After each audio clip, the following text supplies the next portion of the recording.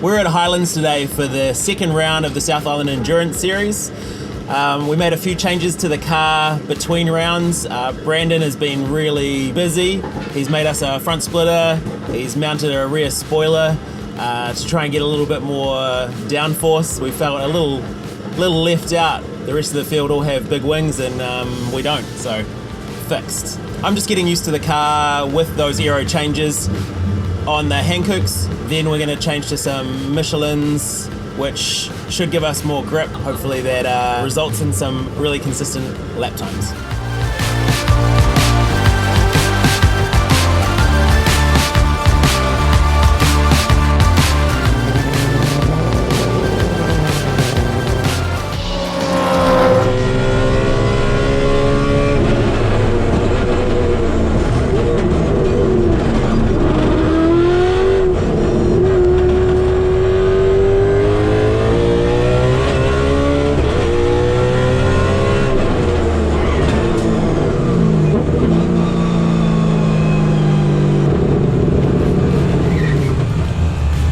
So just had a quick session there and mixed bag actually.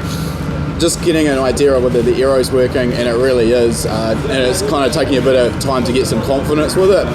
Particularly there's a very fast sweeping left-hander coming into the hairpin, and you can pretty well stay flat through it. I think once I get a bit more confidence in the aero, I will be able to. Never used to be able to do that before, so holding a lot more speed through that section of the track. Did my fastest time by 4/10 on a pretty shitty lap where I caught some traffic that I had to pass, so pretty promising already. Also, that's on some old tyres. But then I ended up with the engine dropping down onto 7 cylinders, which we had yesterday in testing. Took it back to the workshop, put it on the dyno, and it was perfect. So that's a little frustrating. We're just swapping a coil out. We're pretty sure it's number 6 cylinder, just based on what we've seen. So we'll go send Ben out, see how that goes. I'm going to finish my breakfast.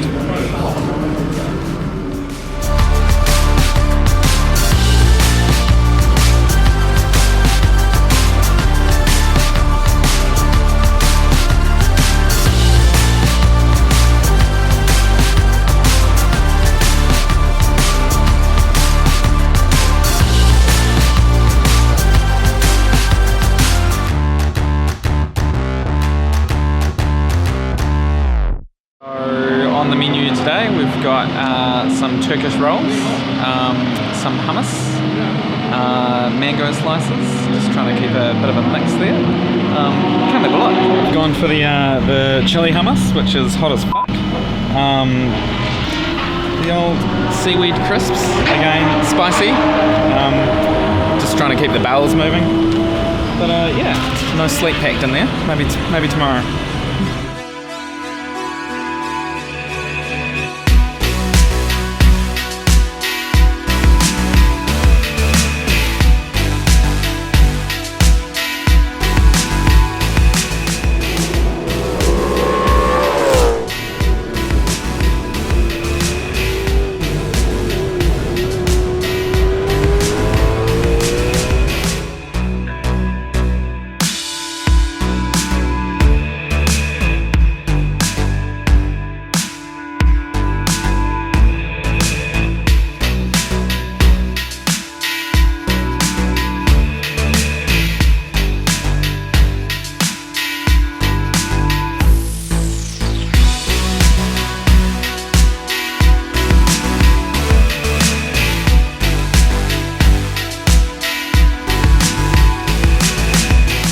Last round we felt that our pit stop strategy could be a lot better. We'd never practiced a pit stop before, and we also pit stopped halfway through the race and there was no safety car out.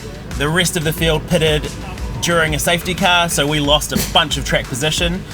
The pit stop was kind of good, but not as good as it could be. So Andre and I have been practicing getting our belts on and off, making the car ready for the next person who's going to jump in, and making sure we can get that as fast as possible.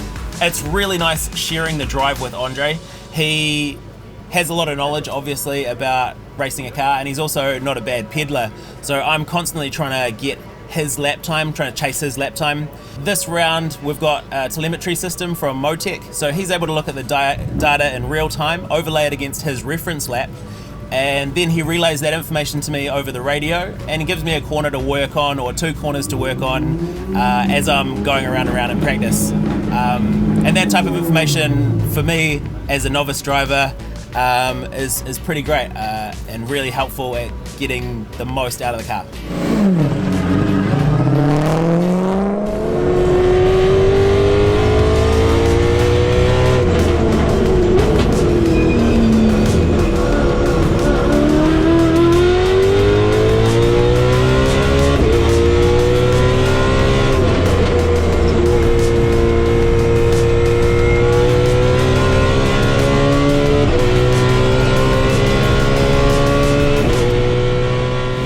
So finished of our practice day here, and it's been a pretty busy day. We've had pretty successful results with the car.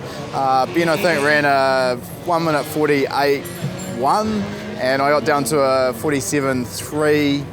It's hard to really get a clean lap here though, so both of our laps there's a lot more time in it, but we did have a lot of trouble actually chasing a handling issue. Coming from Teretonga the last round, everything was really good, and we made a really big step forward at Teretonga, getting grip out of some of the slower corners by removing the rear sway bar, and that gave us a lot better drive out of the corners, which equated to better lap speed. And running that same setup here, interestingly, we're suffering from really bad understeer despite our new aero modifications. So we made the call to go back to running the rear bar, put the rear bar back on it. Also because the car's been apart, back together, with all of our axle and CV issues at the back. I found out that our wheel alignment wasn't where we had set it up, so we scrambled around, did a very quick, dirty wheel alignment here at the track, got our wheel alignment back to where it should be, headed back out on a fresh set of Michelin tyres, and the car is really handling well now. So we've got qualifying in the morning, looking forward to seeing what it can do on a clear lap. Hopefully we get a clear lap, let's see what happens.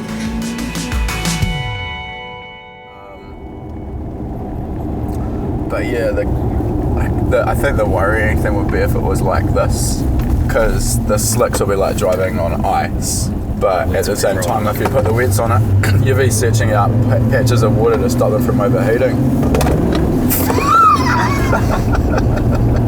And there is just a sample of what we're looking forward to today. But we want the thing pretty well topped off to the point it's leaking out to start with. Right. Don't film that. Hey, do we need to get fuel? Yeah. Okay. How much fuel is down there? We didn't bring the fuel containers. Turn around.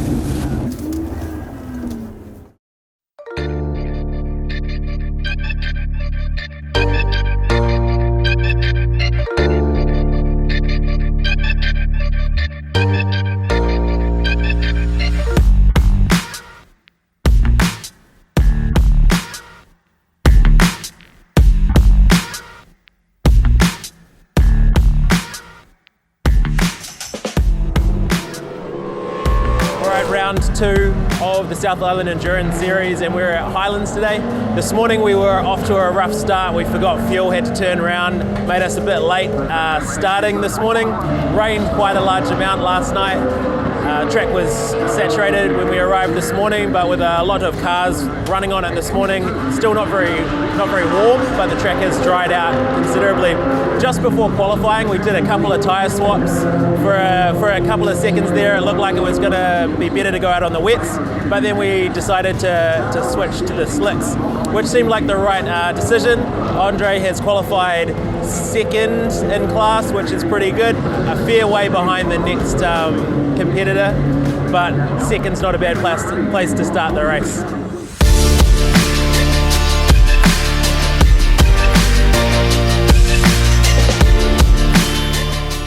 So we've got, we're getting low fuel pressure warning on the dash, so because we had that issue with the fuel pressure sensor at Teretonga, just trying to figure out if that's actually real or whether it's another dud sensor. And the other problem I had was the drive-by-wire throttle went into fault while I was out on the track, which was on a really good lap as well, which sucks. So when that happens, it kind of goes into a limpo mode and you got no power. So obviously we don't want that happening in the race, so it's a case of trying to figure out why that happened so I can fix it. So we're busy, let's get that happening.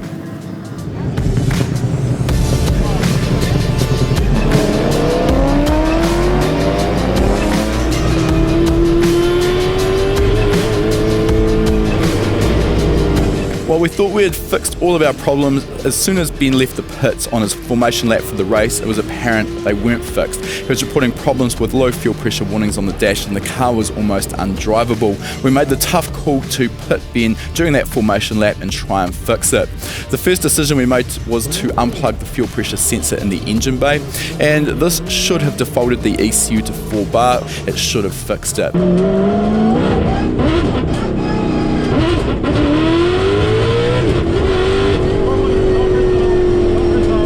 Unfortunately, it didn't fix it and we decided that we'd need to pit him again. This time when Ben came into the pits, I jumped in and plugged in my laptop. It should be sweet, man. It's defaulted to 4 bar. It's definitely like, it feels real. Like it feels like the fuel is going away and I've got nothing. Every time I put like more than 50% throttle. Right, everything looks okay, Ben. I'll go ahead and do another lap. And you just keep on looking for solutions, okay? Yeah, sweet.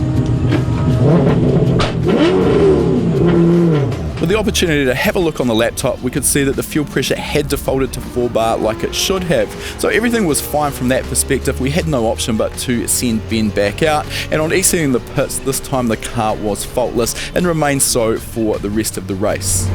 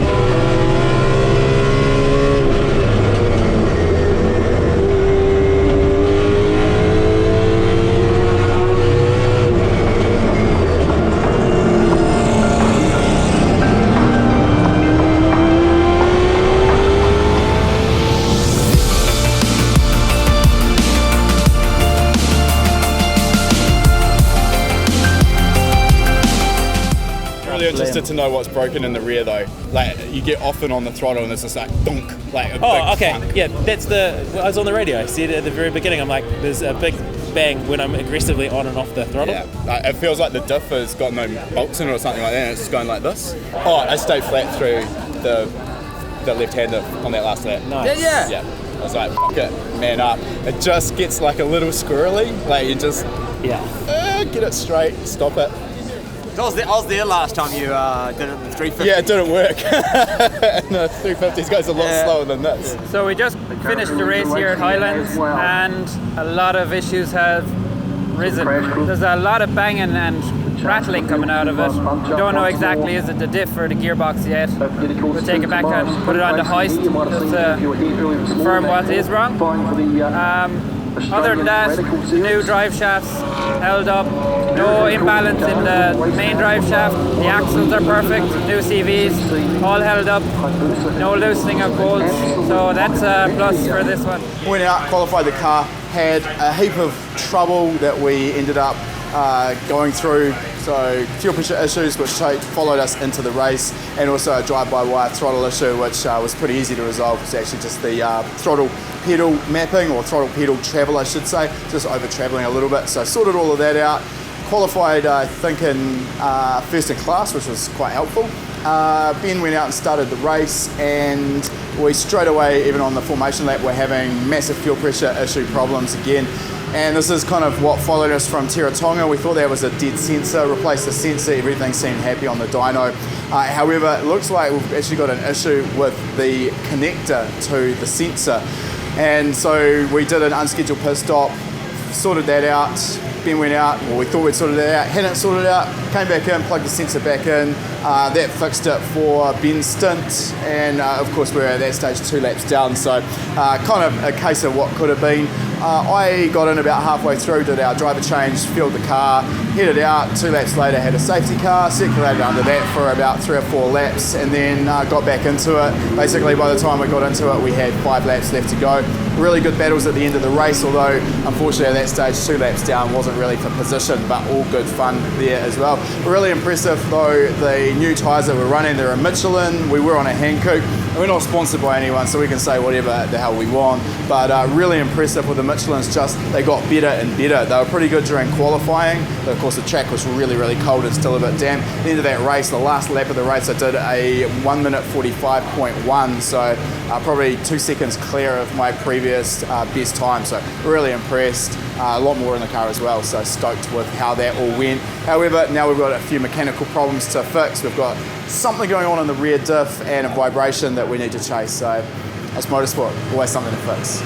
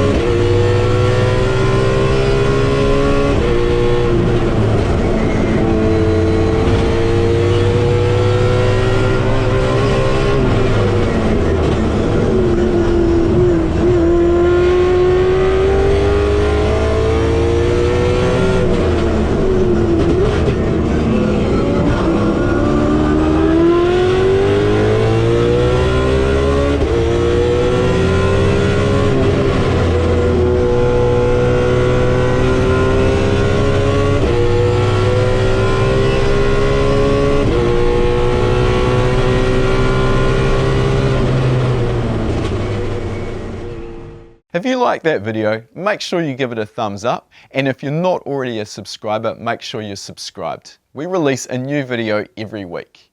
And if you like free stuff, we've got a great deal for you. Click the link in the description to claim your free spot to our next live lesson.